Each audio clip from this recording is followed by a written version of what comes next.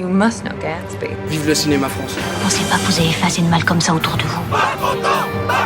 Tu as une tête de déterré, Robert. Why so serious? Vous avez vu une vraie licorne vivante? Pourquoi tu pleures? Maybe I'm not good enough. I'm Captain Jack Sparrow. Vous voulez tout savoir de l'actualité du cinéma, les critiques, les infos exclusives et la possibilité de gagner plein de cadeaux? Vous êtes au bon endroit, bienvenue dans Clapement 5.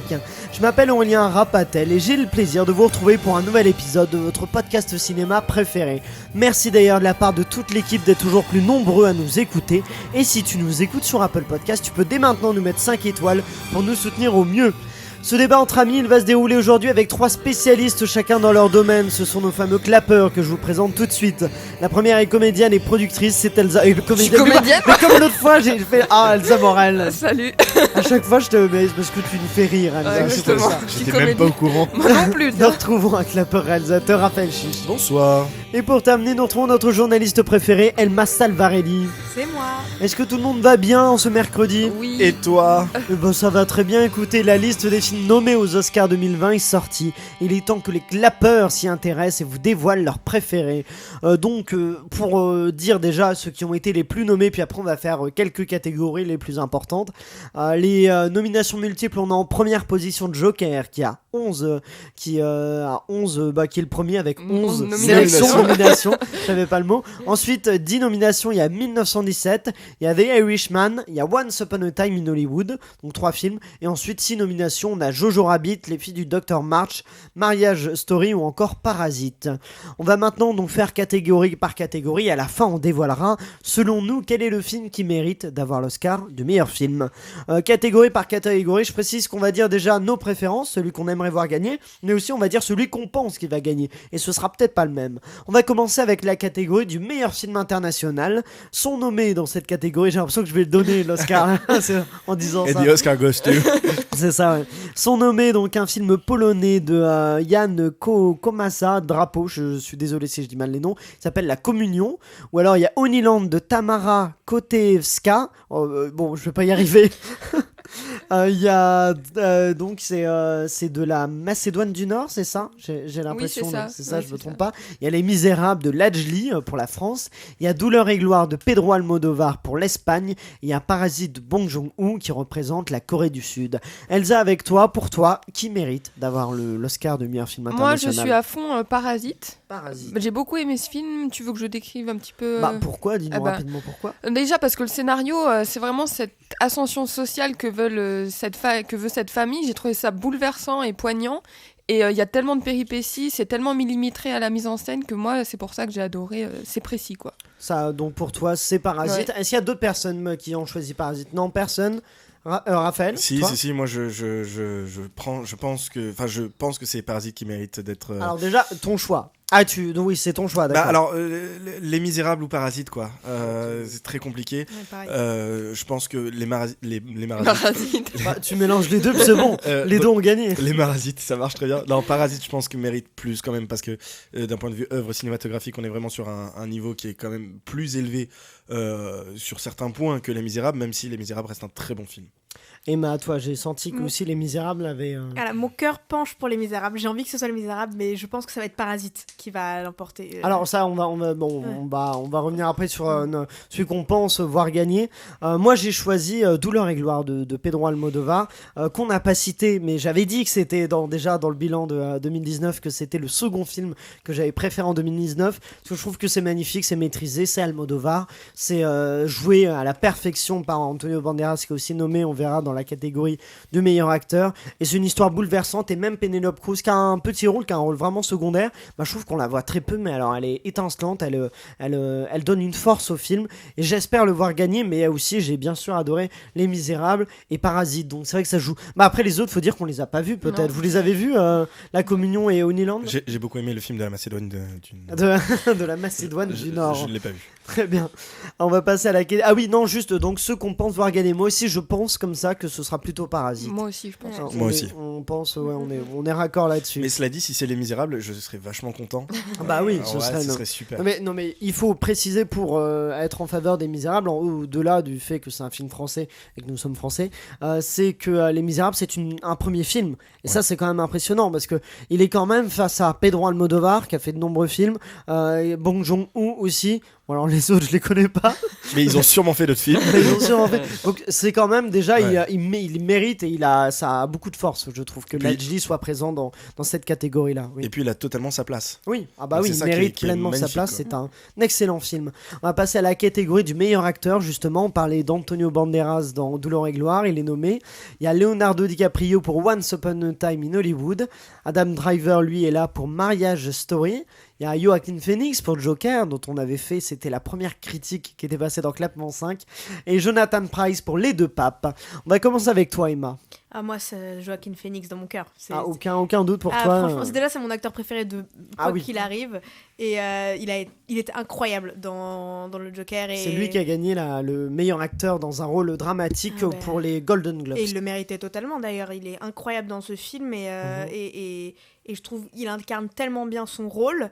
Et d'ailleurs, à ce qui paraît, il s'était mis vraiment dans des conditions hyper intenses pour ce film. Moi, je crois qu'il était en plus très dur avec l'équipe, notamment les maquilleurs, tout ça, d'après ce que j'ai vu, parce que du coup, il était vraiment à fond dans son personnage et il aimait pas être maquillé ou il voulait le faire lui-même. Je crois que c'était un peu compliqué pour l'équipe du film. Mais j'ai l'impression que de toute façon, pour les Jokers en général, les acteurs se mettent à chaque fois pour ce rôle-là. J'ai l'impression que c'est un rôle qui met une pression permanente. En même temps, les interprètes sont tellement bons qu'il faut toujours rivaliser un peu avec Heath Ledger, a mis aussi la barre tellement haut qu'il Oui, après, y avait aussi... Joaquin Phoenix, il arrive sur un terrain qui est plutôt plat parce que Jared Leto. Oui, voilà. mais, non, mais il y a le background de Heath Ouais, Ledger. bien quand sûr, même. bien sûr. Voilà. Mais donc, d'accord. On va Je suis désolé, s'arrêter là. Qui est pour Joaquin Phoenix aussi Oui, moi Elsa, aussi. ouais. Même si Antonio Banderas, j'ai bien aimé son interprétation aussi dans Douleur et Gloire, qui était assez subtile. Mais Joaquin Phoenix aussi, des fois, les Oscars, c'est un peu le récompense d'une carrière. Ouais. Et moi, il y a une année où il s'était fait avoir pour The Master. Il avait joué The Master dans Paul Thomas Anderson. Il était incroyable. Et il l'avait pas eu. Et là, je me dis, allez, pour Joker, c'est parti. Raphaël, Ouais, toi, je te rejoins, Elsa. Après, c'est vrai que DiCaprio, forcément, DiCaprio, si on devait. Mais pour son rôle dans Once Upon a Time, on parle pas de la carrière à chaque fois, on parle du rôle dans... Non, du coup, effectivement, je vais plus pencher pour Joker. Mais ils sont vraiment la sélection cette année, elle est incroyable. Oui, Ils sont je tous suis d'accord. excellents. Adam Driver est excellent. Donc, Alors, moi je suis moins convaincu par Marriage Story par contre, mais... Non, mais l'acteur en lui-même, pardon. Ah Oui. non, mais on Oui, parle je sais, toujours je sais. Pardon, excuse-moi. sur les films, mais... Donc, ouais, Joaquin Phoenix, Joker. Mais alors moi aussi, du coup, j'ai défendu Douleur et Gloire pour le Oscar du meilleur film international, mais là je dirais Joaquin Phoenix parce que c'est quand même une interprétation qui est remarquable dans Joker. Donc il faut le reconnaître pour justement faire un peu un tour des autres. Donc Banderas, je l'adore dedans, mais voilà, il y a Joaquin Phoenix. DiCaprio, il était très bon, mais après ce qu'il mérite vraiment un Oscar pour Once Upon a Time, il est vraiment excellent, hein, je tiens à le dire. Puis il en a déjà eu un. Bon, alors il peut s'en passer d'un second. Adam Driver, qui a vu Marriage Story tu l'as vu Moi j'étais un peu mitigé par Ouais. Marriage Story. J'ai trouvé que c'était... déjà je pense que j'aurais plus aimé s'il était passé au cinéma. Je suis désolé pour Netflix, mais je pense que le cinéma ça apporte toujours une expérience beaucoup plus immersive dans le récit. Et que là du coup on regarde ça on est un peu plus loin de l'histoire. Et du coup j'étais peut-être un peu moins dedans que si je l'avais vu au cinéma. Je sais pas qu'en penses-tu, Emma. Moi, on m'en a trop parlé. Ah oui. C'est le problème, c'est que c'est Oui. toujours le problème du cinéma, c'est que j'ai entendu dire, oh tu verras, c'est incroyable, j'ai trop entendu ça. On m'a vendu Scarlett Johansson comme comme la déesse. Mais ils sont excellents. Ils sont très bons, mais on me l'a trop vendu. Du Oui. coup, je pense que j'ai été un peu déçue. Ouais, moi aussi, Et je trouve Scarlett Johansson pas si bonne que ça, alors que Adam Driver, lui, je trouve, ressort du lot en fait dans ce film-là par rapport à Scarlett Johansson, qui reste quand même une grande femme du cinéma. Et lui, il est un peu nouveau, je trouve, et il ressort plus, je trouve. Moi je suis pas d'accord. Je trouve que Scarlett Johansson. Scarlett. Je l'appelle Scarlett. Scarlett. C'est pas son petit nom. Non, je trouve qu'elle est très bonne dans le film, mais mais c'est vrai ce qui fonctionne très bien dans Marriage Story, c'est la relation en fait entre les deux. C'est que c'est très juste. On n'arrive pas à prendre parti parce qu'en fait c'est ça, la vie. Il y a pas un gentil, un méchant quoi. Et instinctivement, on a envie de choisir son camp, de dire tiens, je suis plutôt pour la mère ou pour le père. Et on n'y arrive pas. Et ça, c'est d'une grande justesse. Mais après bon, voilà, est-ce qu'il mérite vraiment tout cet éloge?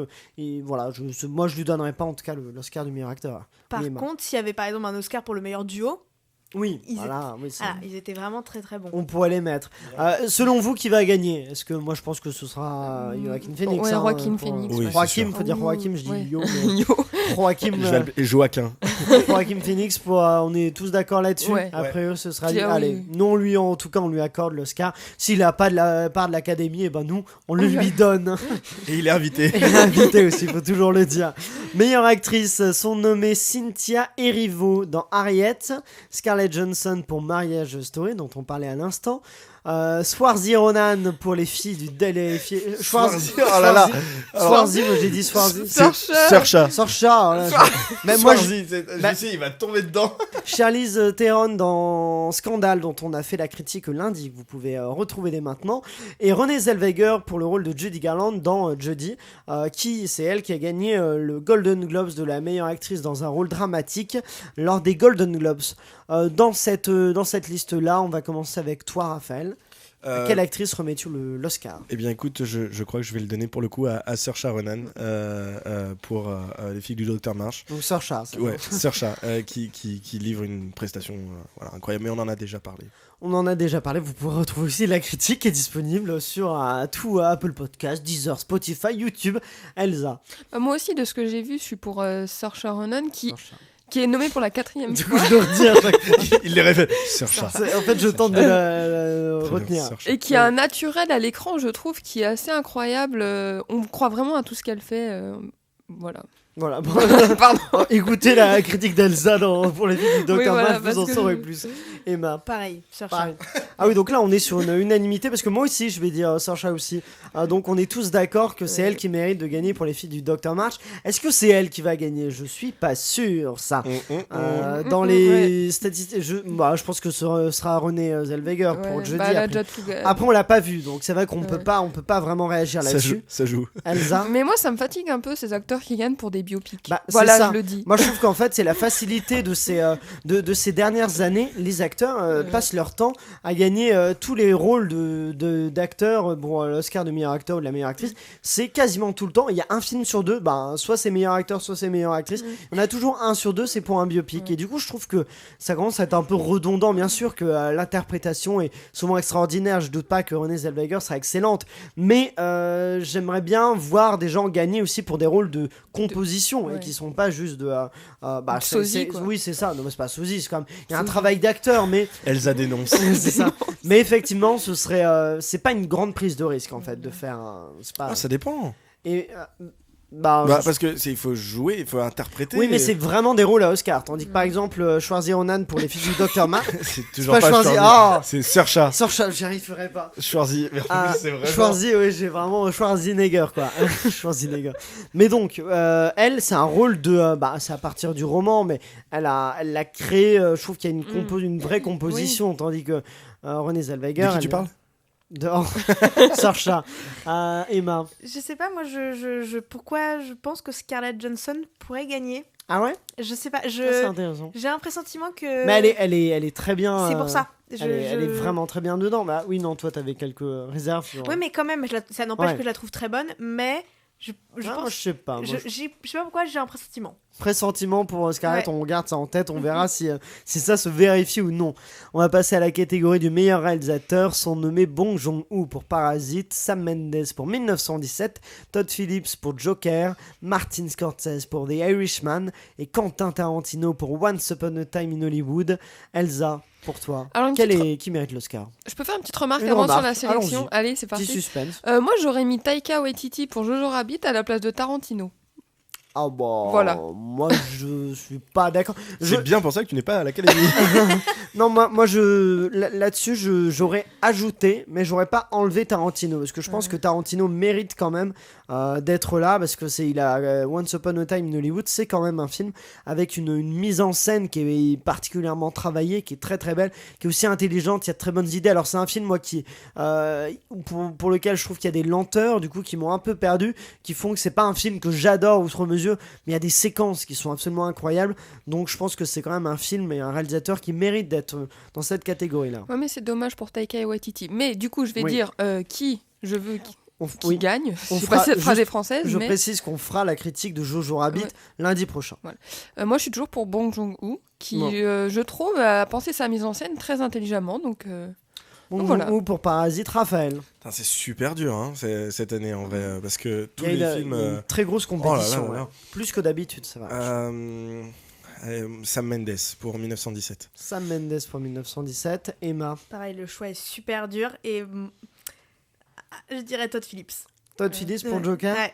Pourquoi, du coup, rapidement pour Bah vous parce deux que si on parle de réalisation, Pour de, toi, pour de 1917. ouais, pour 1917, il y a quand même un défi de mise en scène qui surpasse un petit peu tout ce qui est présent, même si effectivement, moi Parasite c'est mon deuxième choix, Bong Joon-ho.